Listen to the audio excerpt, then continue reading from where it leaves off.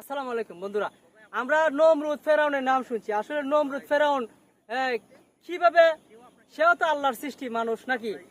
সেও তো আল্লাহ সৃষ্টি করছিল কি জন্য? আল্লাহ, আমরা কিন্তু সবাই কিন্তু আদম সন্তান।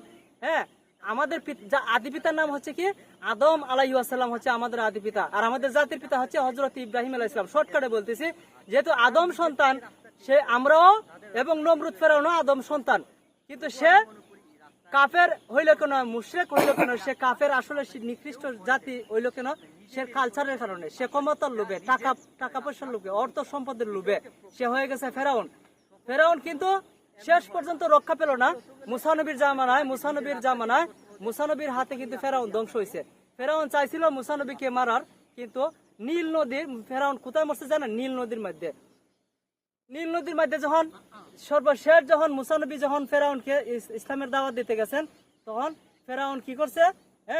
মিথ্যা ফলবান দেখিয়ে মুসানবীকে মারার চেষ্টা করছিল।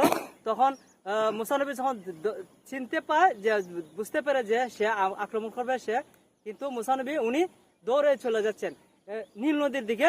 যখন যাচ্ছে তখন আল্লাহর সাহায্য নিয়ে আল্লাহ তাআলার সাথে কথা বলছে, যে আল্লাহ বলছেন যে মুসা, তুমি তোমার হাতে যে লাঠি আছে, লাঠি দিয়ে তুমি নীল নদীতে আঘাত করো। যখন নীল নদীতে আঘাত করছে, সেই নীল নদীতে 12টা রাস্তা হয়ে গেছে।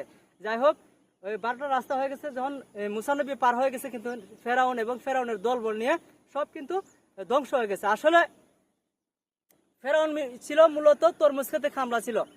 সে তরমুজ ক্ষেতের খামলা থেকে সে হয়ে গেছে মিশরবাসীর রাজা হয়ে গেছে। হ্যাঁ, আপনার দেখেন রাস্তা দিয়ে যাইতেছে, আর ওই যে তরমুজ ক্ষেতের মালিকে একজন খামলা খুঁজতেছে।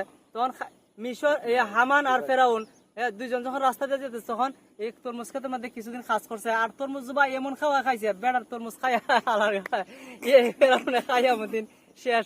যাই হোক, শেষ পর্যন্ত মানে মিশরে কবরস্থানের দারোয়ান হয়েছে। এই কবরস্থানের দারোয়ান যখন হয়েছে, ভাই তো আপনার এই যে মিশরে হঠাৎ করে আপনার যে কলেরা বেমার আইছে পরে, এখন তো লাশ একটার পর একটা দাফন করা লাগে। আইন জারি করছে যে স্বর্ণ মুদ্রা দিতে হইব, একটা করে স্বর্ণ মুদ্রা না দিলে এই লাশ দাফন করতে দেয় না। তখন এটা করতে করতে সে অনেক কোটি কোটি মিলিয়ন ডলারের মালিক হয়ে গেছে। এখন হামান আর আমার লাগতো না, এখন আমি এমপি মন্ত্রী হই। তখন এমপি মন্ত্রী হইয়া সাইরা শুরু করলো আসল রহস্য। মানে এর আগে বালামাসি দেখাইছে, পরে কি করলো? মুসলমানের উপর অত্যাচার শুরু করলো।